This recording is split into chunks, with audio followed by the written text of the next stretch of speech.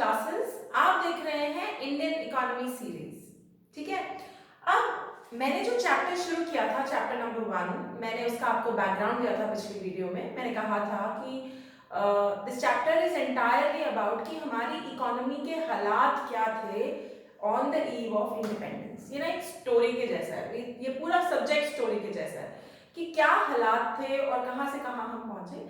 हम पिछले वीडियो में हमने एग्रीकल्चर के हालात क्या है वो तो समझ लिए, बहुत बहुत ज्यादा बुरे हालात थे।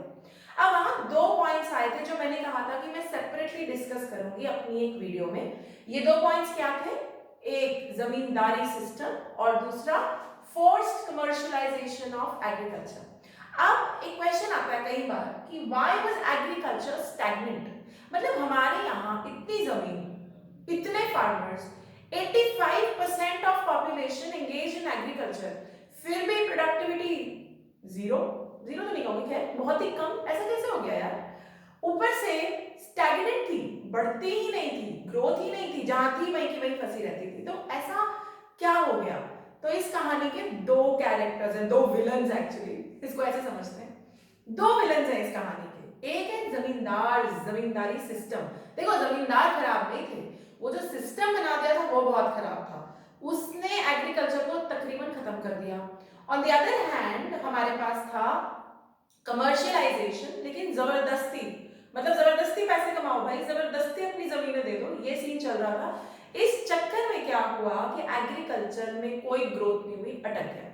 अब ये कैसे हुआ इसको डिटेल में समझते हैं। ठीक है, 2 कारण। सबसे पहला जमींदारी सिस्टम। जमींदारी सिस्टम को लैंड रेवेन्यू सिस्टम भी कहते हैं। तो मैंने पिछली वीडियो में समझाया था, एक जमींदार था, एक ब्रिटिश गवर्नमेंट थी और एक था बेचारा हमारा टिलर फार्मर। ठीक है, जमींदार को हर महीने ब्रिटिश गवर्नमेंट को रेंट देना था और ब्रिटिश गवर्नमेंट ने जमींदार को होल सोल ओनर बना दिया था सारी लैंड का और कहा था भाई तुम मालिक हो, जैसे मर्जी पैसे निकाल लो। अब जमींदार की जमीन सारी उसकी, और टिलर जो है, फार्मर जो एक्चुअली में फार्म कर रहा है, उसकी कोई जमीन नहीं, उसको कुछ नहीं मिलना था।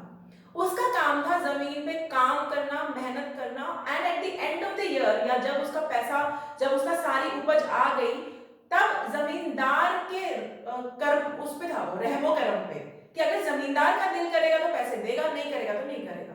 तो जमींदार जी क्या करते थे? इनसे ले लेते थे बहुत सारा किराया, जैसे तैसे, हुक और क्रुक, और ब्रिटिश गवर्नमेंट को अपना फिक्स्ड इनकम देते रहते थे। चलो ये बात तो तुम्हें पिछली वीडियो से भी पता है। अब इससे एग्रीकल्चर में क्या असर आया ये समझो।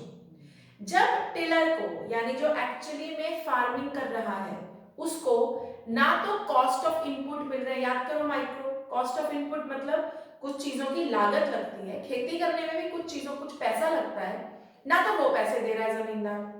फिर जब सारी उपज हो गई, उसकी हार्वेस्टिंग हो गई, फिर जमींदार उस हार्वेस्ट के जो पैसे हैं, जो प्रॉफिट आना चाहिए, वो भी नहीं दे रहा है, कुछ भी नहीं दे रहा है। बल्कि अगर आपको याद हो, मैंने यहाँ पे लिखा हुआ है लगान मूवी। लगान मूवी में क्या था? बारिश नहीं हो रही थी, सारे भूखे मर रहे थे, लेकिन फिर भी ब्रिटिश सरकार अपना टैक्स नहीं छोड़ रही थी कि दो भी टैक्स दो। तो वो बेचारे उसमें ऐसे हो गए थे कि क्या बेच के दे, है ही नहीं कुछ, दे क्या? वही हाल तुम समझ लो इनका था। तो टिलर जो जनाब थे, ना उनके पास पैसा था, ना उनके पास कॉस्ट के पैसे देता था ये जमींदार, ना ही प्रॉफिट शेयरिंग करता था। तो इंसेंटिव, मतलब इंसेंटिव शब्द का मतलब होता है कि भाई मैं ये क्यों करूं, why should I do this. जब कोई इंसेंटिव ही नहीं है फार्मर के पास, तो वो फार्मिंग क्यों करेगा? वो उस फार्म में अपनी मेहनत, अपना दिमाग क्यों लगाएगा जिस फार्म से ना तो उसको पैसे मिलने वाले हैं और कई कबार तो उसको खाने को भी नहीं मिलने वाला। अगर आप लोगों में से किसी ने मदर इंडिया की मूवी देखी हो, बड़ी पुरानी, बहुत पुरानी मूवी है नरगिस दत्त की, उसमें यही दिखाते हैं कि इतना सारा अनाज हार्वेस्ट हो गया और लास्ट में एक छोटा सा ऐसे पतीला भर के उसको पकड़ा देते, ले बहन तेरा काम हो गया, तूने पूरा साल मेहनत की, ये तेरी मेहनत का फल। This is what has to happen. और ऑब्वियसली ऐसी सिचुएशन में कोई भी फार्मर अपना दिल जान नहीं देगा, and that is why agriculture was extremely stagnant. जहां स्टैग्नेंट शब्द का मतलब है ग्रोथ नहीं थी, जहां था वहीं फंस गए। ये आंसर लिखते हुए बोर्ड पे पॉइंटर्स हैं, आप इन सारे पॉइंटर्स को लिखते जाएंगे और इलैबोरेट कर देंगे। दिस कुड बी अ 3 और अ 4 मार्क क्वेश्चन। ठीक है, अगले पे आओ, फोर्स्ड कमर्शियलाइजेशन। मैंने पिछली वीडियो में समझाया था कि इंडियन एग्रीकल्चर में सबसिस्टेंस फार्मिंग होती थी, मतलब अपने जोगा बनाते थे, अपने लायक।